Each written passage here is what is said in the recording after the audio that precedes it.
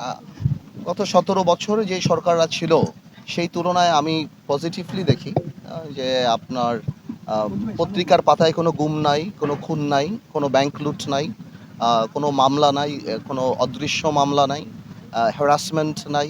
আমার এখানেই ভোলাতে ৪.৫ মাস আপনি কেউ বলতে পারবে না অপোনেন্টের উপরে কোনো একটা মামলা দেওয়া হয়েছে, কোনো ধরনের প্রেশার ক্রিয়েট করা হয়েছে বা কোনো ধরনের ওরকম দুর্নীতি, জিআরটিআর, কাবি খাওয়া বিক্রি সব কিছু ওপেন। আপনারা টিনো সাহেব আমার সাথে আছেন, আপনারা যাবেন, লিস্ট আনবেন, দেখবেন কোথায় কী কাজ হচ্ছে।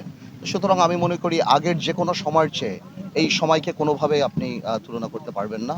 এবং ঢাকাতেও যদি আপনি দেখেন, আপনি পত্রিকার পাতা খুলে দেখেন, ওরকম কোনো মেজর করাপশন বা এটা এখন ইন্ডিভিজুয়ালি যদি কেউ কিছু করে অবশ্যই সেটার দায়ভার তো সরকারের এবং সরকার সে দায়িত্ব নিয়েও কাজ করছেন।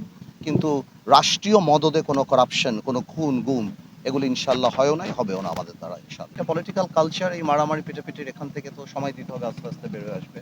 আর রাজনীতিতে আমাদের সবারই মাথায় রাখা উচিত, সবারই ধৈর্য রাখা উচিত এবং অশালীন বক্তব্য দেওয়া উচিত না, এটা সবারই মাথায় রাখা উচিত। কারণ এক একজনের এক এক ধরনের রিয়াকশন ক্যাপাসিটি থাকে। বাট এনিওয়ে যে কোনো মানে যে কোনো পরিস্থিতিতেই মারামারি বা এই ধরনের কালচার থেকে সময় দিতে হবে, আস্তে আস্তে বের হয়ে আসবে। এটা তো অনেক বছর ধরে হয়ে আসছে। আমি শিওর ইনশাল্লাহ সময়ের সাথে সাথে এটা আসলে কোনো সুনির্দিষ্ট যত তাড়াতাড়ি এগুলি আমরা ঠিক করতে পারি, কারণ এইভাবে ভাঙা আরম্ভ হলে এটা তো শহর রক্ষাবাদ, এটা ঝামেলা হবে। ওদিকে শিবপুর আমার শহর থেকে 3.5 কিলোমিটার মাত্র।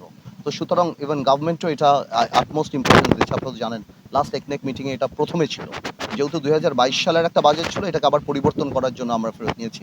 ইনশাল্লাহ করে ফেলবো আমরা, ইনশাল্লাহ। লাস্ট